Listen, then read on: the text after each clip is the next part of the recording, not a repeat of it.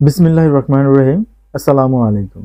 আজকের ক্লাসটি হচ্ছে একজন চিকিৎসকের আয় ও কর পরিগণনা নিয়ে।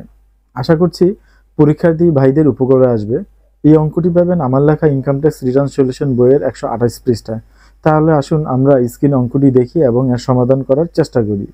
আমি এই অঙ্কটি চূড়ান্ত সাজেশন হিসেবে রেখেছি। পর্যায়ক্রমে আপনাদেরকে চূড়ান্ত সাজেশন হিসেবে অঙ্ক দিব এবং প্রশ্ন দিয়ে থাকব। জনাব ফাহাদ আল করিম একজন বেসরকারি হাসপাতালের চিকিৎসক। তিনি 30 জুন 2024 তারিখে সমাপ্ত আয় বছরের হাসপাতাল থেকে নিম্নরূপ বেতন ভাতা পেয়েছেন। বেতন খাতের আয়গুলো হচ্ছে: মূল বেতন বাড়ি ভাড়া ভাতা পান 3 লাখ, চিকিৎসা ভাতা হিসেবে পান 24,000 টাকা, উৎসব ভাতা দুটি মূল বেতনের সমপরিমাণ 1 লাখ টাকা। স্বীকৃতি ভবিষ্যৎ তহবিলে আয় বর্ষে তিনি মাসে 5,000 টাকা চাঁদা দিয়েছেন। তার নিয়োগকর্তার সমপরিমাণ চাঁদা জমা দিয়েছেন। জনাব ফাহাদ প্রাইভেট প্র্যাকটিস করে থাকেন। তিনি প্রতিদিন গড়ে 10 জন নতুন রোগী ও 30 জন পুরাতন রোগী দেখেন। নতুন রোগী ফি 500 টাকা এবং পুরাতন রোগীর ফি 300 টাকা। তিনি বছরে 300 দিন রোগী দেখেন। করদাতা কোনো খাতাপত্র সংগ্রহ করেন না। তিনি আয় বছরে একটি ব্যাংকের ডিপোজিট পেনশন স্কিমে মাসিক 6,000 টাকা ডিপিএস হিসেবে জমা প্রদান করেছেন। তিনি স্টক এক্সচেঞ্জ তালিকাভুক্ত কোম্পানির শেয়ার ক্রয় করেন 10 লাখ টাকা। এছাড়াও তিনি 5 লাখ টাকার সঞ্চয়পত্র ক্রয় করেছেন। তাহলে আসুন আমরা উপরোক্ত তথ্যাদি নিয়ে একটি মোট আয় ও করদায় বের করি। বেতন খাতে আয়: বেতন, বাড়ি ভাড়া ভাতা, উৎসব ভাতা, চিকিৎসা ভাতা, স্বীকৃতি ভবিষ্যৎ তহবিলে নিয়োগকর্তার চাঁদা। তাহলে টোটাল চাকরি হতে আয় হয় 10,84,000 টাকা। 1/3 বাদ দিলে দাঁড়াবে 7,22,667 টাকা।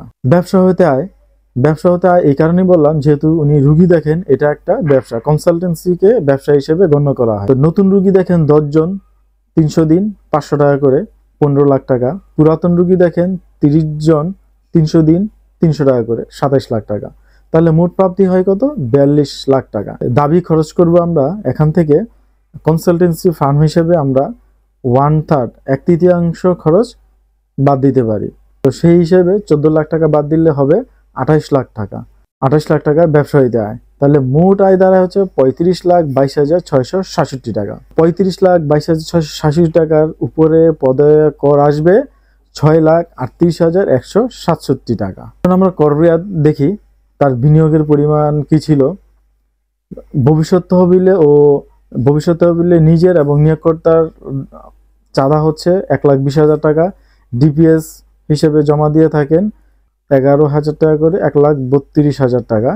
এখানে বিনিয়োগের যে অনুমোদন সীমা হচ্ছে 1,20,000 টাকা, সেই জন্য এখানে 1,20,000 টাকা নেওয়া হয়। সঞ্চয়পত্র ক্রয় করেন 5 লাখ টাকা। স্টক একজন তালিকাভুক্ত কোম্পানির শেয়ার বিনিয়োগ করেন 10 লাখ টাকা। টোটাল বিনিয়োগের পরিমাণ হয় 17,40,000 টাকা।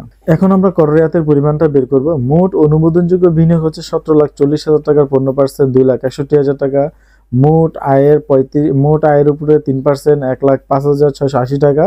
আর হচ্ছে 10 লাখ টাকা। তিনটার কম হচ্ছে আমরা জানি, তিনটার কম, তাহলে 1,05,680 টাকা। কর রেয়াতের পরিমাণ হচ্ছে 1,05,680 টাকা। ফলে জনাব ফাহাদের নিট পদের পরিমাণ ছিল কত? 6,38,187 টাকা থেকে বাদ দিব 1,05,680 টাকা। তাহলে দাঁড়াবে কত? 5,32,487 টাকা। এই 5,32,487 টাকায় আমরা একটি এ চালানে 173 ধারা অনুযায়ী জমা দিব। ধন্যবাদ সবাইকে ধৈর্য নিয়ে দেখার জন্য। আজকের এই অঙ্কটি চূড়ান্ত সাজেশন থেকেই নেওয়া। আগামী ক্লাসগুলিতে চূড়ান্ত সাজেশন অনুযায়ী সামনে উপস্থাপন করব প্রশ্ন। ভালো থাকবেন, সুস্থ থাকবেন। দেখা হবে পরবর্তী কোনো বিষয় নিয়ে। আসসালামু আলাইকুম।